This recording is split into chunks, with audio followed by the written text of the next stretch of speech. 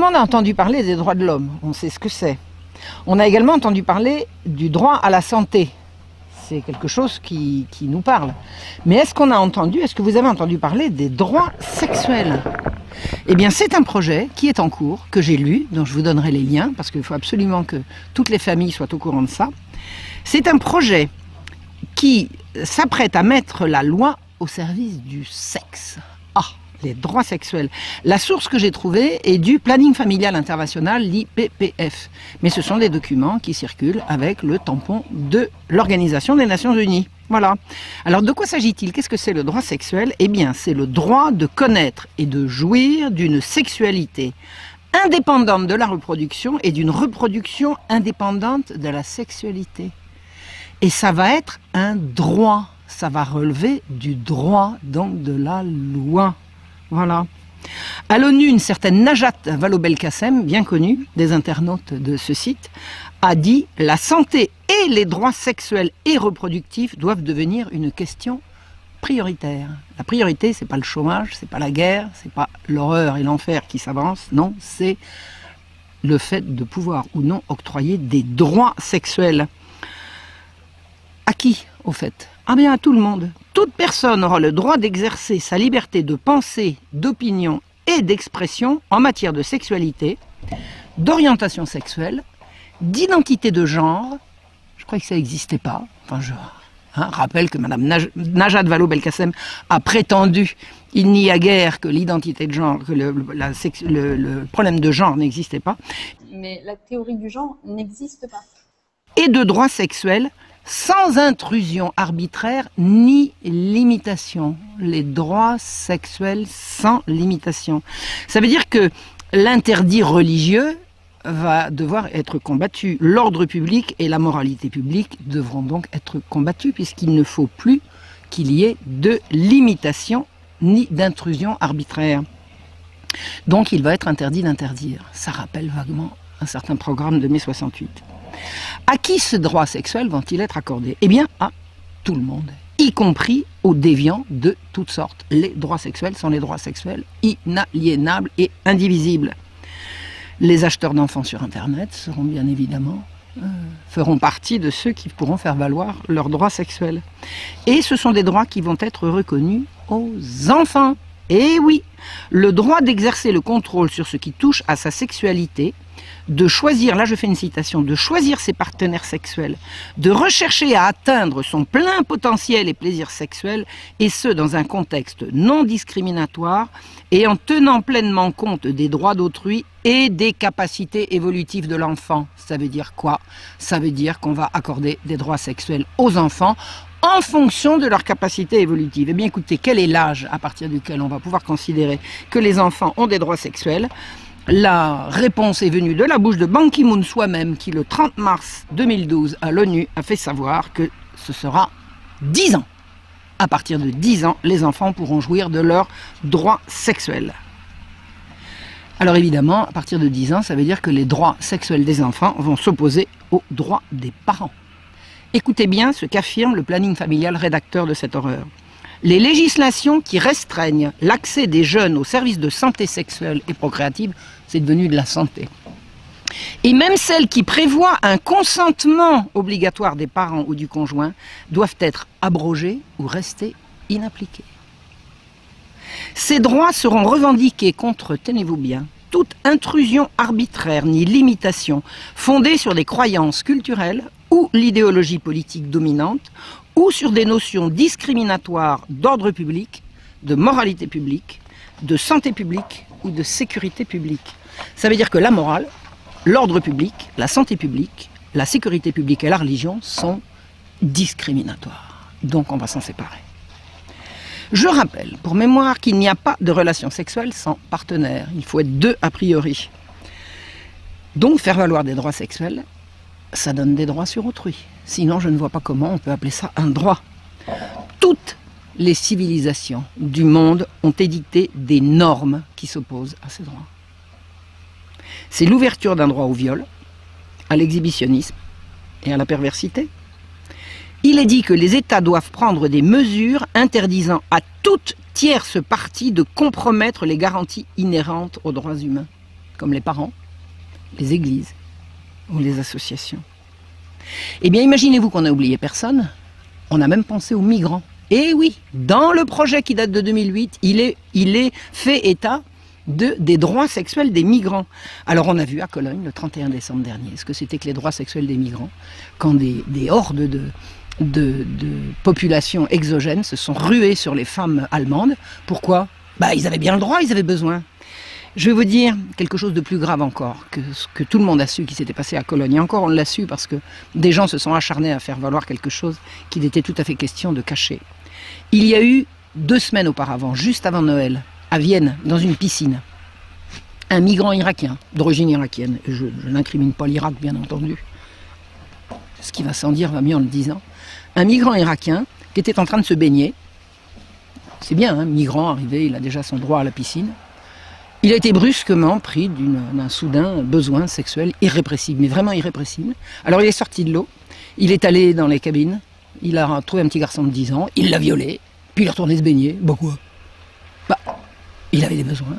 Et c'est ce qu'il a expliqué à la police qui est venue le cueillir. Il dit, oui, j'ai été pris d'un brusque besoin, j'avais un besoin, j'avais une urgence. Il a dit, il avait une urgence sexuelle. Il a fait valoir ses droits sexuels.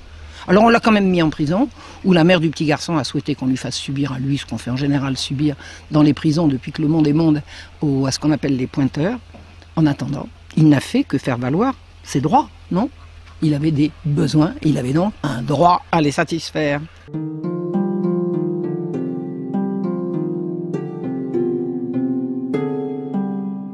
Il est également dit dans cette déclaration que toute personne a le droit d'avoir ou non des enfants biologiques ou adoptifs. Qu'est-ce que ça vient faire là-dedans? On a le droit d'avoir des enfants adoptifs, donc on a des droits sur les enfants qu'on n'a pas faits, donc on a des droits sur les enfants des autres. Ça vous dit quelque chose qui se prépare? Et écoutez bien, toute personne a droit à l'obtention de réparation pour violation de ses droits sexuels. Alors là, je vais vous dire, le papa qui m'a fichu une baigne parce qu'il trouvait que j'étais un peu trop maquillée pour aller danser, pour aller sortir, je vais pouvoir le faire mettre en prison. Oui, il a interféré dans mes droits sexuels. Et il est dit, tenez-vous bien, que les enfants auront le droit de se représenter eux-mêmes en justice pour faire valoir leurs droits sexuels. Contre leurs parents, évidemment, contre qui voulez-vous que ce soit. Eh bien, dans tous ces droits, il y en a 30 pages, je vous donnerai le lien, il faut absolument que les Français prennent connaissance de cette horreur qui circule dans toutes les langues. Moi, je m'adresse aux Français, mais les autres pays sont concernés. Dans ces 30 pages d'horreur, il n'est nulle part question d'interdire ni l'inceste, ni la pédophilie, évidemment. Il ne s'agit pas d'interdire, il s'agit d'interdire. Alors, qui défend toutes ces horreurs? Alors, je vous ai dit, le planning familial américain. Et à l'origine, il y a l'Institut Kinsey, de sinistre réputation. Alors Kinsey, c'est ce pervers sexuel qui a inventé la révolution sexuelle dans les années 40 et 50, 1940-1950. C'est lui, c'est un pervers qui a inventé la révolution du même nom. Mais l'Institut Kinsey est mort depuis longtemps, c'est l'Institut Kinsey, donc l'institut qui porte son nom, qui vient de se voir accorder l'année dernière le statut de conseiller au Conseil économique et social de l'ONU.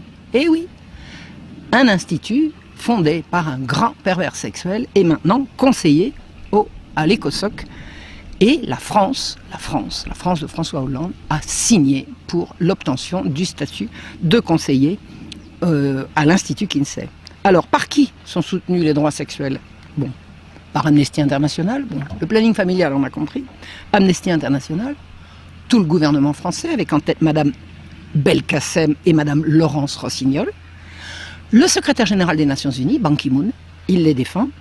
Médecins du Monde, le gouvernement américain, tout le monde, toutes les institutions internationales défendent la notion de droit sexuel tel que rédigé en 2008 par le planning familial international. Ça s'appelle de la corruption de mineurs organisée à l'échelle de la planète. C'est l'innocence, la pudeur, l'intégrité des enfants qu'on vise à détruire. C'est l'avenir de l'humanité qui se joue.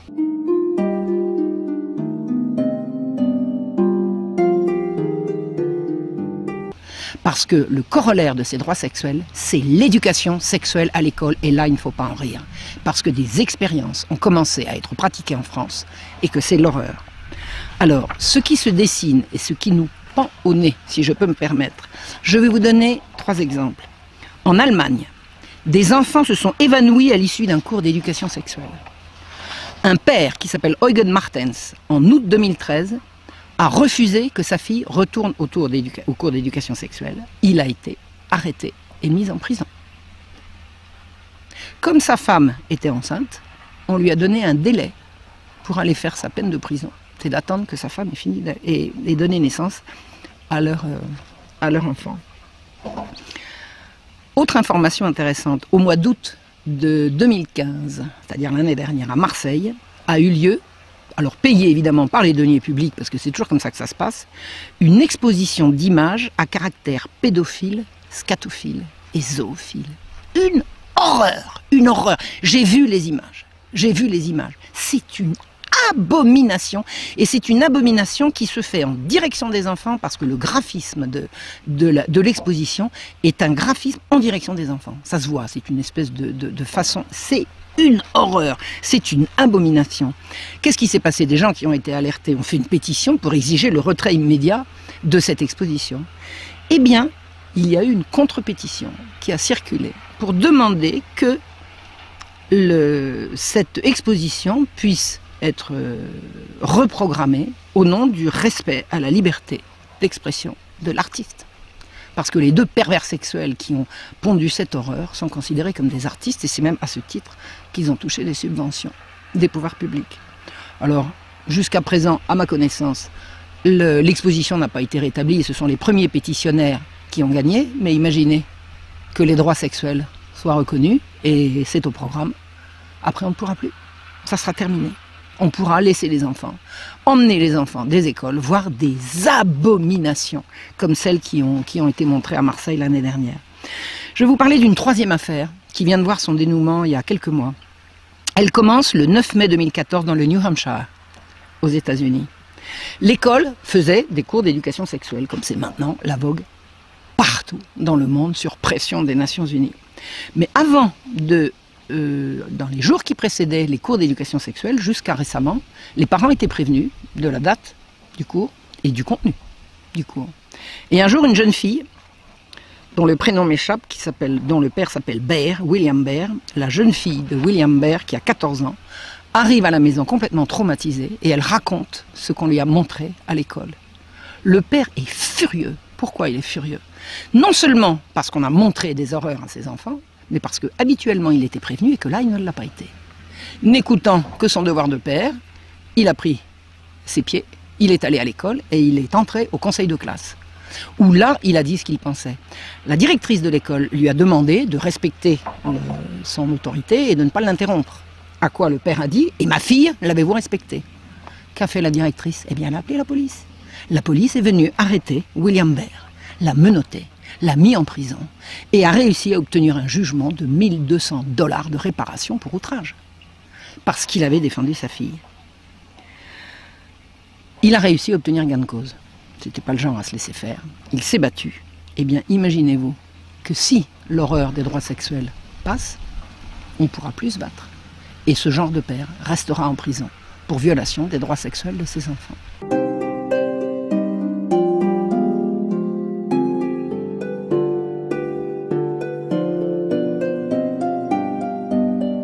Ça n'est pas uniquement le sexe qu'on enseigne maintenant à l'école, c'est toutes les perversions. Toutes les perversions. On banalise toutes les déviances et ça passe par l'école. Je vais vous donner une citation que je tiens de Nigel Farage, qui a beaucoup fait parler de lui récemment, à propos du Brexit et de son soutien à Donald Trump. Il m'a dit au mois de septembre 2014, je vous donnerai le lien avec la minute précise où il s'exprime. Il explique: il y a 10 ans, quand les États membres ont dû choisir leur commissaire, les Italiens ont porté leur choix sur un conservateur nommé Buttiglione. Il a répondu à plusieurs interviews.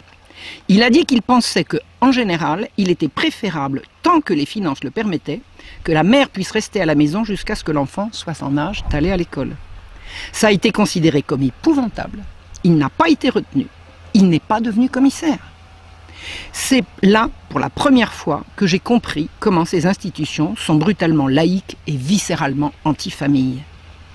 Suite de la citation de Nigel Farage: Quand on parle de l'Union européenne, on en parle généralement en termes de politique, de souveraineté, d'un manque de démocratie, mais il y a quelque chose de plus profond qui se passe, et qui est une tentative délibérée de détruire nos sociétés. Merci Nigel Farage.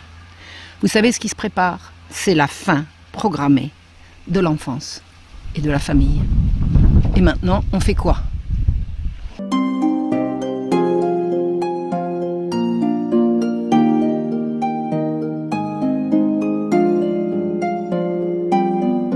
Nous parle.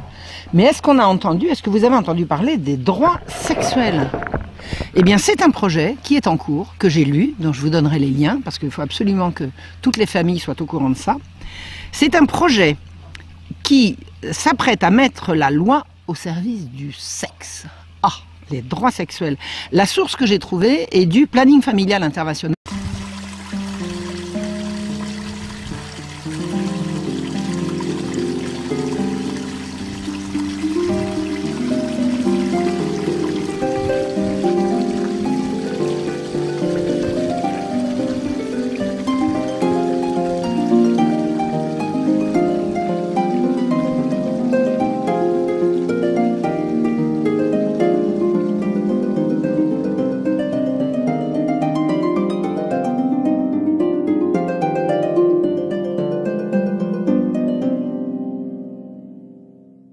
Tout le monde a entendu parler des droits de l'homme, on sait ce que c'est.